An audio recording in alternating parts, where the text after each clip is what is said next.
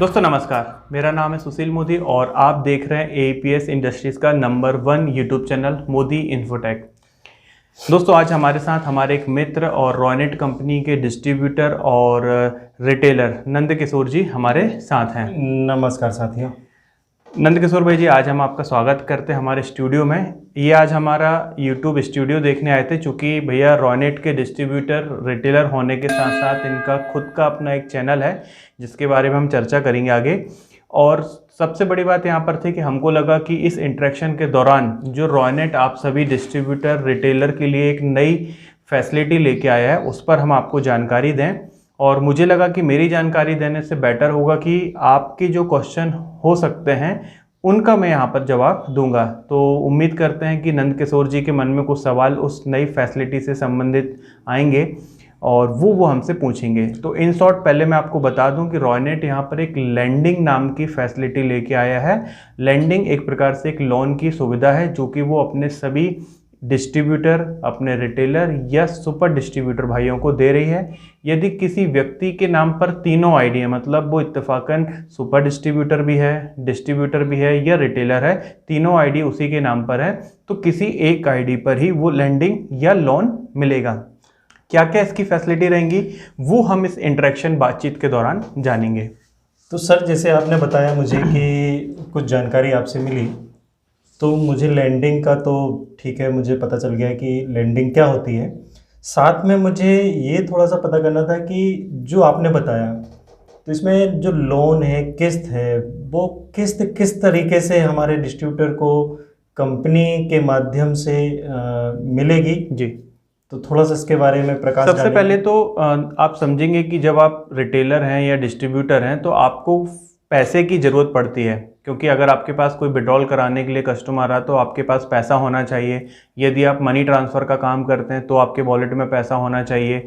यदि आप IRCTC का काम करते हैं तो आपके पास वॉलेट में पैसा होना चाहिए, क्योंकि अगर आपके वॉलेट में पैसा नहीं है, कोई मनी ट्रांसफ़र कराने आया तो आप उसका मनी ट्रांसफ़र नहीं कर पाएंगे। IRCTC के माध्यम से वो रेलवे की टिकट, बस टिकट या एयरप्लेन की टिकट कराने आया तो आप नहीं कर पाएंगे। तो कंपनी ने देखा कि बहुत सारे रिटेलर ऐसे हैं जिनके पास पोटेंशियल है, वो अच्छा काम कर रहे हैं, अच्छे एरिया में हैं जहाँ पर उनको बिजनेस मिल सकता है, लेकिन वो मात केवल इस कारण से कर रहे हैं कि उनके पास जो रनिंग के लिए पैसा होना चाहिए वो नहीं पड़ रहा है। तो कंपनी उनको अपनी तरफ से लैंडिंग, जिसको हम लोग बोल रहे हैं, एक प्रकार से लोन उपलब्ध करा रही है। और ये आपके बिजनेस के आधार पर निर्भर करेगा कि आपका बिजनेस कितना है। जो हमारे एग्जिस्टिंग रॉयनेट के रिटेलर हैं वो 4 कैटेगरी में बिजनेस वाइज बांटे जाते हैं: सिल्वर, गोल्ड, प्लेटिनियम और डायमंड। तो अलग अलग रिटेलर या डिस्ट्रीब्यूटर या सुपर डिस्ट्रीब्यूटर जिस भी कैटेगरी में होंगे उसके हिसाब से उनकी एक लोन की लिमिट निर्धारित की जाएगी।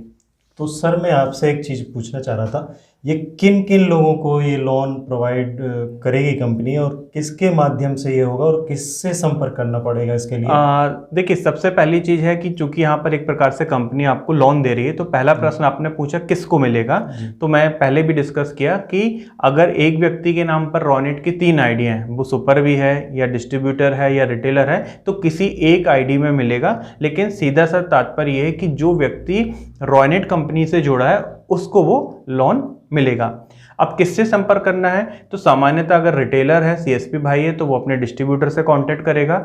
डिस्ट्रीब्यूटर यहाँ पर उन ही रिटेलर को आगे बढ़ाएगा या उनका नाम कंपनी के लिए सिफारिश करेगा कि इनको हम लोन दे सकते हैं, जिनको वो फिजिकली वेरीफाई कर चुका होगा।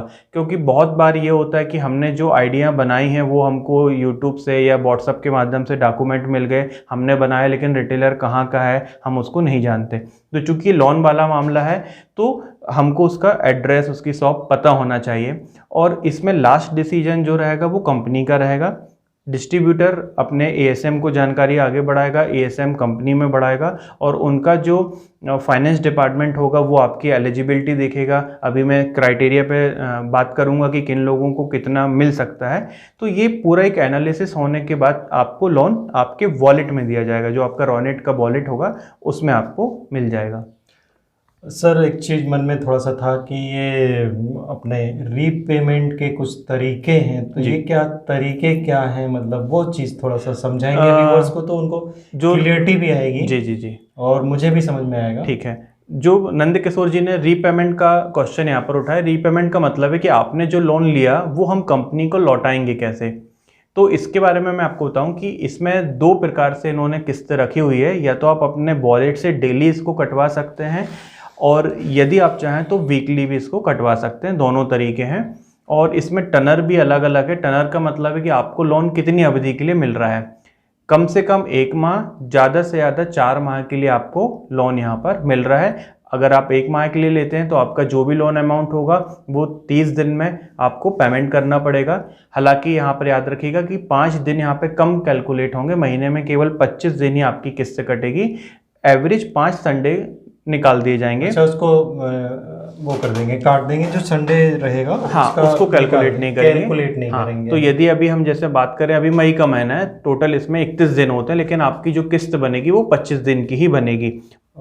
सवाल थोड़ा सा मन में ये भी चल रहा था मेरे कि लोन लेने के बाद क्या होता है, कभी कभी व्यापार हमारा अच्छा चलता है जी, तो उसके माध्यम से कभी कभी लगता है कि उस जो लोन हमने लिया हुआ है उसको क्या हम प्री क्लोज का कुछ लाभ उठा सकते हैं क्या? आप अगर मान लीजिए आपके पास पहले से पैसा आ जाता है, बिजनेस आ जाता है, अगर आपने लोन लिया है और अब आपको लग रहा है कि नहीं हमको अब पैसे की ज़रूरत नहीं है और हम अननेसेसरी क्यों ब्याज दें, तो आप उसको प्रीपेमेंट भी कर सकते हैं। मतलब आप पहले अगर 1 महीने के लिए लिया, 15 दिन बाद आपको पैसे की ज़रूरत नहीं है, पैसा आपके पास सफिशिएंट है, तो आप 15 दिन बाद उसको बंद कर देंगे।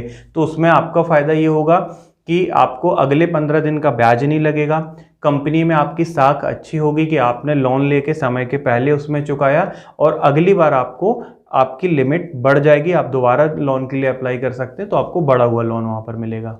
तो दोबारा भी हम लोन ले सकते हैं? बिल्कुल, एक लोन क्लोज होने के बाद दूसरा लोन बिल्कुल ले सकते हैं। जी जी, मतलब इस तरीके से हम अपने आपके प्लेटफॉर्म के माध्यम से, रॉनेट के माध्यम से ये लोन की सुविधा हम लोग ले सकते हैं। तो थोड़ा सा मन में एक ये भी सवाल था मेरे कि लगभग कितना लोन डिस्ट्रीब्यूटर को मिलेगा या रिटेलर को मिलेगा, ये थोड़ा सा हमारे जैसे मैंने पहले बताया कि ये लोन नॉर्मली वैसे तो सीएसपी के लिए दिया जा रहा है रिटेलर में, क्योंकि वही विड्रॉल का काम करता है, मनी ट्रांसफ़र जो भी काम है वो रिटेलर करता है, तो उसी को दिया जाता है।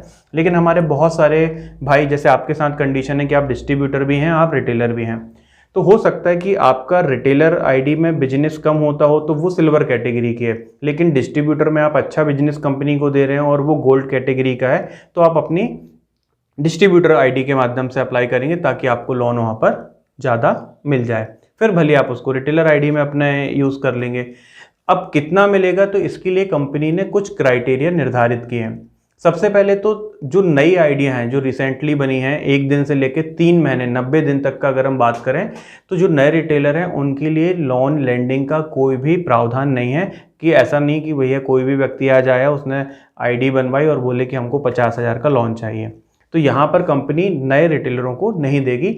आपका बिजनेस 3 महीने से ज़्यादा होगा उसके बाद ही वो आपको देगी। इसमें भी जो 4 प्रकार की कैटेगरी है, सिल्वर, गोल्ड, प्लेटिनियम और डायमंड, उसमें देखा जाएगा बिजनेस के हिसाब से, प्लस आप कितने ओल्ड हैं। अगर आप ये चार्ट देख पा रहे हो सामने, तो इसमें आप देख पाएंगे कि आपको कितना पैसा आपको मिल पाएगा। सबसे पहले अगर आप नीचे देखेंगे कि यदि आप सिल्वर पार्टनर हैं और कंपनी के साथ 3 महीने से लेके 6 महीने तक का आप काम कर रहे हैं, तो यहाँ पर कंपनी आपको 50,000 रुपये का लोन अधिकतम दे सकती है। ये अधिकतम लिमिट है, इसमें कमी बेसी करना कंपनी का राइट है। अगर वो उसको लग रहा है कि नहीं इनको हमको कम दे सकते हैं, तो वो आपको कम देगी।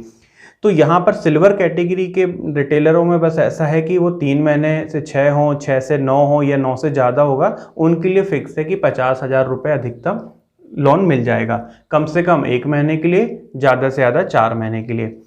अब यदि बात करें कि हमारा कोई रिटेलर है जो कि गोल्ड कैटेगरी का आ रहा है, तो यदि वो 3 महीने से लेके 6 महीने तक पुराना है तो उसको 50,000 का लोन मिल जाएगा। यदि वो 6 महीने से लेके 9 महीने पुराना है, इतने लंबे समय से कंपनी के साथ है, तो उसको 75,000 का लोन मिल सकता है। और यदि 9 महीने से ज़्यादा हो गया है तो वो 1 लाख रुपए तक का लोन एलिजिबिलिटी रखता है, वो इतना लोन ले सकता है। इसके बाद यदि हम बात करें कि प्लेटिनियम कैटेगरी में आते हैं और यदि आप 3 से लेकर 6 महीने पुराने हैं तो आपको 1 लाख का लोन मिलेगा। यदि आप 6 से लेकर 9 महीने पुराने हैं कंपनी के साथ तो आपको 1.5 लाख तक का लोन मिल सकता है, और यदि आप 9 महीने से ज़्यादा पुराने हैं तो आपको 2 लाख रुपए तक का लोन मिल सकता है। और लास्ट में जो कि हमारे बहुत इंपॉर्टेंट पार्टनर होते हैं जिनको कंपनी स्पेशल ट्रीटमेंट भी देती है, स्पेशल कॉल सपोर्ट देती है, डायमंड पार्टनर। तो यदि डायमंड पार्टनर हैं और आप 3 महीने से लेकर 6 महीने तक कंपनी के साथ जुड़े हुए हैं तो आपको 1.5 लाख रुपए का लोन मिल जाएगा। 6 महीने से लेकर 9 महीने तक अगर आप जुड़े हैं तो 2 लाख का, और 9 महीने से अगर आप ज़्यादा के हैं तो आपको 3 लाख रुपए तक का लोन अपने बिजनेस के लिए मिल जाएगा। बात यहाँ पर वही आएगी कि अधिकतम 4 महीने के लिए ये रहेगा, और लोन चुकाने के बाद दोबारा भी आप इसको ले सकते हैं। तो सर मेरे मन में, मेरे जहन में एक सवाल आ रहा था जी। मैं बैठे बैठे सोच रहा था जब आप ये चार्ट बता रहे थे जी। कि इतना सपोर्ट तो कर रही कंपनी जी। लेकिन इसके ब्याज को लेकर के सबके मन में एक शंका होती है। जी। प्राय ऐसा भी होती है। तो हमारे जो डिस्ट्रीब्यूटर हैं, रिटेलर भाई हैं जी, वो कहीं ना कहीं मेरे जैसे जी, सवाल वो भी सोच रहे होंगे बिल्कुल कि लगभग इसमें इंटरेस्ट ब्याज जो लगता है वो कितना। ठीक। मैं एक बहुत छोटा सा एग्जांपल बता देता हूँ। ये मैंने खुद एक लोन अपने लिए अप्लाई किया, उसका कैलकुलेशन मैं आपको बता रहा हूँ। मैंने 50,000 रुपये का लोन अपने लिए अप्लाई किया 4 महीनों के लिए, और इस पे मेरी पर डे के हिसाब से जो किस्त बनी है वो 520 रुपये बनी है।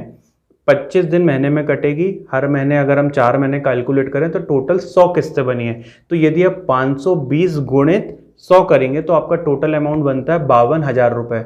लोन हमने लिया 50,000, हमको लौटाना है 52,000, मतलब जो 2,000 ज़्यादा लगा वो हमारा ब्याज लगा 4 महीने का। यदि हम इसको 4 से डिवाइड करते हैं प्रति माह तो हमारा पर मंथ का जो ब्याज है वो मात्र 500 रुपये बना। जबकि आप खुद समझेंगे कि वो 500 रुपये आपको जो ब्याज महीने का लगा भी उससे ज़्यादा आप कमीशन अर्जित कर लेंगे उस पैसे को यूज़ करके। दूसरी बड़ी बात, अब अगर आप उस 500 रुपये को 30 से भी डिवाइड अगर कर देते हैं तो लगभग 15 रुपये के आसपास मोटा मोटा मान के चलें कि पर डे का ब्याज आपको लग रहा है।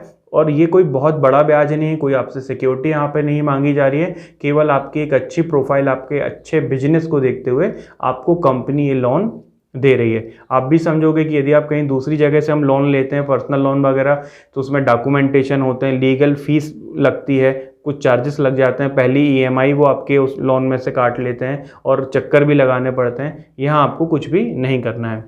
और एक इम्पॉर्टेंट बात जो शायद अपने डिस्कशन में छूट गई है कि ये लोन का प्रयोग आपको, कंपनी तो वैसे चाह रही है कि आप इससे बिजनेस बढ़ाएं, जो भी हमने आगे चर्चा करी, लेकिन यदि किसी की कोई निजी समस्या है, किसी के घर में शादी है, तो वो चाहे तो इस पैसे का प्रयोग वहाँ पर कर सकता है, बिजनेस करके लौट जाएगा किस ईएमआई से।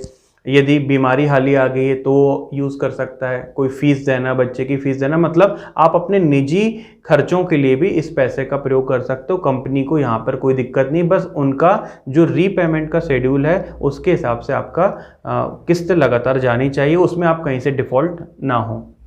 सर मेरे मन में बस जानकारी, थोड़ा सा जो आप बातचीत कर रहे हैं उस दौरान मन में सवाल उठते ही हैं जी। तो उसी दौरान में मैंने सोचा कि किसी कारण से हम टाइम से पेमेंट नहीं कर पा रहे हैं जी, तो इसमें कोई पेनाल्टी का प्रावधान, हाँ। वो पेनाल्टी कहीं कुछ ज़्यादा उस पे इंटरेस्ट पे तो हाँ, नहीं है? देखिए पहले तो मैं आपसे ये बोलूँगा कि इसमें चूंकि 2 विकल्प हैं कि एक तो पर डे आपके वॉलेट से कटे और एक है आपका पर वीक में हर 6वें दिन आपके वॉलेट से कटे। और ये पैसा लगभग रात को कटेगा 11 से 12 के बीच में। जर्नली उस समय हम कोई काम नहीं करते हैं, दुकान बंद हो चुकी रहती है। तो आप प्रायः कोशिश ये करें कि अगर मान लीजिए आपने 50,000 का लिया और आपकी 520 रुपये की किस्त है तो आप दिन भर का बिजनेस करने के बाद 520 रुपये वॉलेट में छोड़ दें ताकि किस्त कट जाए और आपको कोई भी पेनाल्टी ना लगे। यदि आप वीक का कर रहे हैं और वीक में आपकी किस्त 3,600 कुछ रुपए के आसपास आएगी तो आप उतना छोड़ दीजिए, क्योंकि कंपनी आपको पूरा चार्ट देगी कि किस तारीख को कितना ईएमआई कटना है। तो आपके पास एक्चुअली पहले से इन्फॉर्मेशन होगी कि इस तारीख को कटना है, तो आप उतना छोड़ दीजिए। खुदा न खास्ता आप भूल गए, आपके वॉलेट में पैसा नहीं था, आपने किसी कारण से किस्त नहीं कटवा पाए, तो यहाँ पर आपको बैलेंस अमाउंट पर 18% तक का पेनल्टी चार्ज हो जाएगी। तो उससे आप बचिए, क्योंकि वो 18% फिर आपको भारी लगेगा। दूसरा फिर कहीं ना कहीं आपकी क्रेडिट रिपोर्ट भी कंपनी के सामने ख़राब होगा कि इन्होंने समय से पेमेंट नहीं किया, तो ऐसी चीज़ों से बचिएगा। ये आपने जानकारी बहुत ही अच्छी दी। साथ में मुझे थोड़ा सा एक डाउट भी हो रहा है, उसका डिस्कशन भी करना था आपसे, क्योंकि शंका का समाधान होता नहीं है और मिल भी जाता है तो थोड़ा सा अच्छा भी लगता है। तो मैं ये चाह रहा था कि किसी कारण से वॉलेट में पैसा नहीं रहा जी, तो क्या हम बैंक के माध्यम से या कोई ऐसी सुविधा के माध्यम से कैश के थ्रू जमा करना है, चेक के थ्रू जमा करना है या वॉलेट के थ्रू करना है, इसमें थोड़ा सा यदि आप बताएंगे तो ज़्यादा देखिए, चूंकि ये लोन रॉनेट कंपनी दे रही है, कोई फाइनेंस कंपनी नहीं दे रही है, इसमें कोई आपने ई मैंडेट कोई चेक नहीं दिए। जैसे जनरली हम कार लोन, बाइक लोन या मकान का लोन लेते हैं तो उसमें अपन चेक देते हैं अपने और ई मैंडेट करते हैं कि वो लोन कंपनी हमारे खाते से पैसा ट्रांसफ़र करवा सकती है बैंक के माध्यम से। तो यहाँ पर चूंकि रॉनेट ये दे रही है तो रॉनेट के पास केवल और केवल राइट है आपके वॉलेट में से ही पैसा डेबिट करने का, किस्त का जो पैसा है। अब अगर आप किसी कारण से नहीं करा पाएँ तो सिंपल है कि आपको वॉलेट में वो पैसा डालना है। तो आप ये या तो कर सकते हैं कि रॉनेट का जो टॉपअप सिस्टम है जिससे कि आप वॉलेट लोड लेते हैं, चाहे वो कैश में चाहे IMPS के माध्यम से, तो आप रिक्वेस्ट लगा दीजिए। यदि आप रिटेलर हैं तो डिस्ट्रीब्यूटर को कैश दे के अपने वॉलेट में डिस्ट्रीब्यूटर से उतना पैसा डलवा लीजिए कि सर हमारी किस्त कटनी है, हमारे पास पैसा नहीं है, तो डिस्ट्रीब्यूटर डाल सकता है। लेकिन बैंक या दूसरे माध्यमों से डालना संभव नहीं है क्योंकि पैसा आपके वॉलेट में आना चाहिए। मतलब वॉलेट हम मेंटेन करेंगे, वॉलेट ही आपको मेंटेन करना पड़ेगा। वॉलेट के माध्यम से ही हमारा पेमेंट वहाँ से डिडक्ट हो जाएगा और बाकी फिर हमारी जो भी लोन की सुविधा है वो भी मिलती रहेगी। बिल्कुल, क्लोज भी आसानी से हो सकेगा, दोबारा रिफंडिंग का भी यदि हम कुछ प्रोसेस करें जी तो आसानी से मिल जाएगा। तो दोस्तों, ये हमने जो डिस्कशन किया और इसको इस तरह से करने का कारण ये था कि शायद हमारे रिटेलर भाइयों को ये प्रोसीजर के माध्यम से जो हमने एक इंटरेक्शन करके चर्चा करी एक विषय पर, इसमें कुछ प्रश्न सामने आए। कई बार हम लोग जब वीडियो बनाते हैं तो उसमें वो प्रश्न सामने नहीं आ पाते, फिर आपके कमेंट के माध्यम से आते हैं। तो हमको लगा कि इस इंटरेक्शन के माध्यम से आपको कंपनी की ये फैसिलिटी के बारे में बताया जाए। तो आशा करते हैं कि आपको ये बढ़िया तरीके से समझ में आया होगा।